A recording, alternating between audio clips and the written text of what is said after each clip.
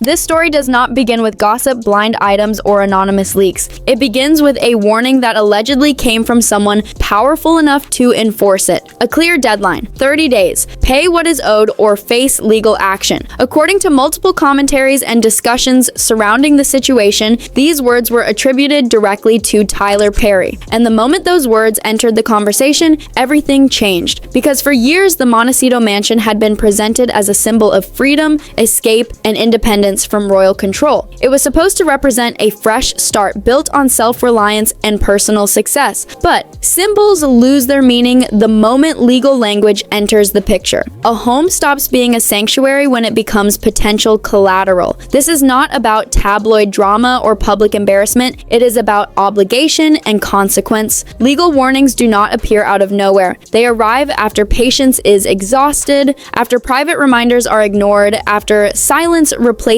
communication. This opening matters because it reframes the entire narrative. What once looked like generosity now carries the weight of debt. What once looked like independence now appears conditional.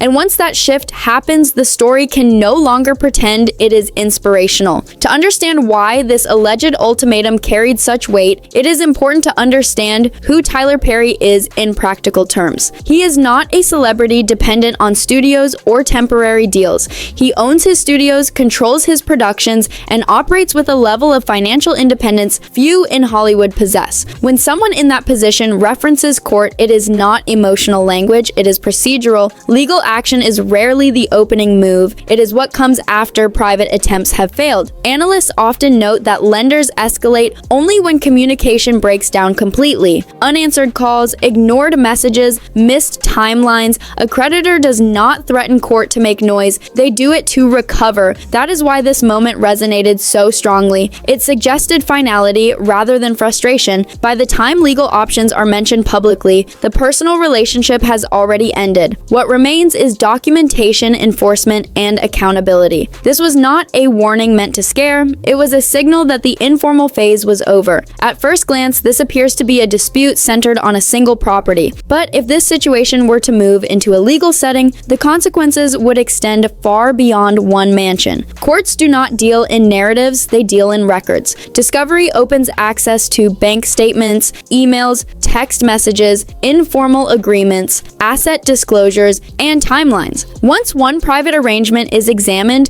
others often surface alongside it. That is why financial analysts describe this type of dispute as structural rather than isolated. The Montecito home becomes more than real estate, it becomes evidence. Evidence of how a lifestyle was sustained, how financial gaps were bridged, and how public messaging may have differed from private reality. This is why silence following such allegations is often strategic. Once discovery begins, control over the story disappears. There is no editing, no selective disclosure, and no public relations buffer. The risk is not just financial loss, it is exposure. To understand how this situation allegedly formed, observers rewind to early 2020. Meghan Markle and Prince Harry exited Canada abruptly, citing security concerns and uncertainty. At that time, they reportedly lacked a permanent base in the United States and a fully established security structure. This is where Tyler Perry is said to have stepped in quietly. Access to property, security arrangements, temporary stability during a chaotic transition. Publicly, this support was framed as generosity from a Hollywood heavyweight helping friends in need. But behind the scenes, this marked a shift. When support moves from symbolic to essential, it stops being temporary. It becomes structural. Reliance changes the balance of power. Survival support is different from casual help. Once that line is crossed, relationships evolve. Expectations form. Obligations emerge. And what began as assistance starts laying the foundation for future conflict. According to sources frequently referenced in commentary around this situation, the assistance did not end once housing and security were in place. It allegedly evolved into direct financial support connected to the Montecito purchase. Specifically, analysts point to a reported gap in the down payment that was bridged privately. These arrangements were said to be informal, structured quickly, and kept away from public view due to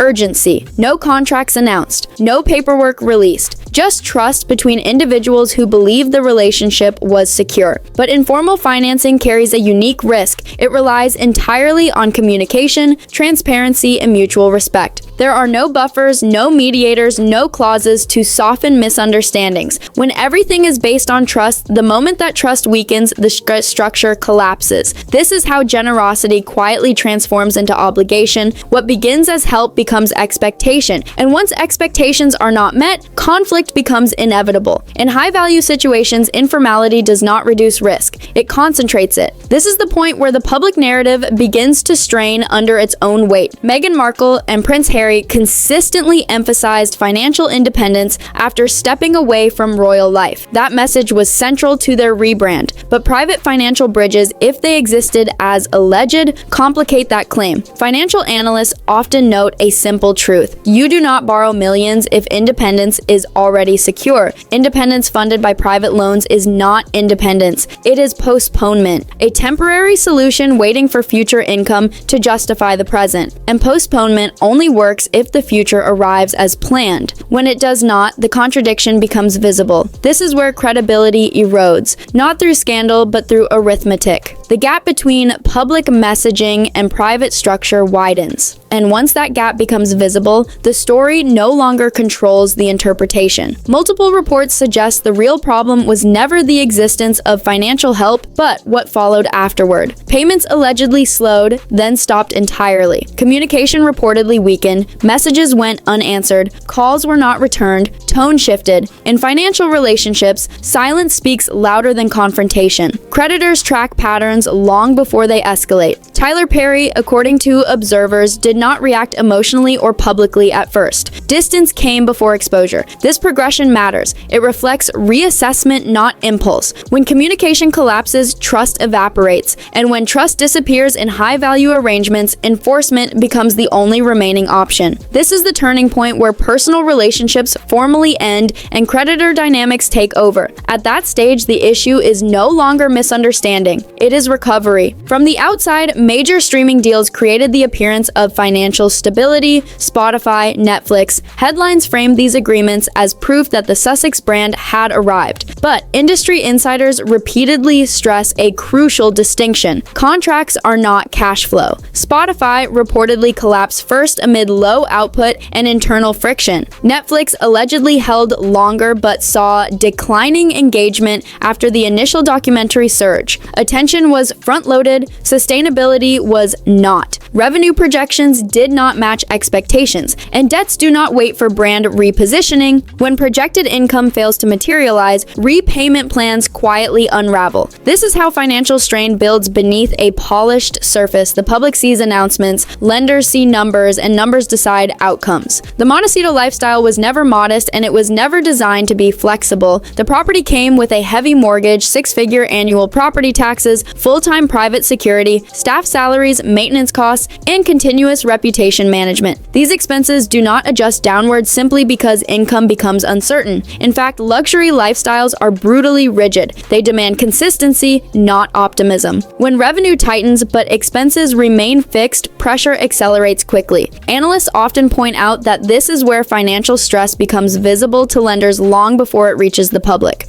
Bills are still paid, but patterns change, timelines stretch, buffers shrink, and what once felt manageable begins to feel fragile. This is the stage where repayment plans quietly fail, not because of refusal, but because of capacity. At this level, lifestyle is no longer a choice. It becomes a liability. One factor that amplified the pressure was the absence of any institutional safety net. After stepping away from royal duties, there was no duchy income, no quiet assistance, no discreet intervention when things tightened. According to royal observers, relationships with senior members of the royal family deteriorated significantly following public interviews, memoirs, and accusations. That mattered more than image. Institutions absorb financial shock, individuals do not. When Hollywood income wobbled, there was no invisible hand to stabilize the fall, no emergency backstop, no private mediation. Isolation turns financial instability into crisis very quickly. Without support structures, even Even short-term disruption can trigger long-term consequences. This context explains why alleged repayment pressure carried such weight there was nowhere else to look. Court is not about emotion or public sympathy, it is about access. Discovery opens everything: bank records, emails, text messages, asset histories, tax filings, informal agreements. Once one private financial arrangement is examined, others rarely remain hidden. Analysts repeatedly stress that this is why legal threats terrify high-profile figures more than bad press. Courts do not curate narratives, they audit them. There is no selective disclosure, no controlled messaging, no reputation management strategy that overrides documentation. If one loan enters discovery, all bridges come under scrutiny. That is why commentators describe this moment as a threat to narrative control itself. It is not about losing money, it is about losing the ability to shape the story. From the outside, the Montecito mansion still looks serene. The gates close, the gardens bloom, the image remains intact, but houses do not respond to branding, they respond to numbers. Every delayed payment leaves a record, every ignored reminder creates a trail. This home was presented as a symbol of freedom and independence. Instead, it risks standing as evidence that freedom was financed. And financing always comes with conditions. According to this narrative, Tyler Perry did not destroy a dream. He exposed its cost. Because independence built on borrowed time is not independence at all. It is delay. And delay always ends the same way, with accountability. The mansion was never the beginning of freedom. It was the receipt. And receipts do not disappear just because the story changes.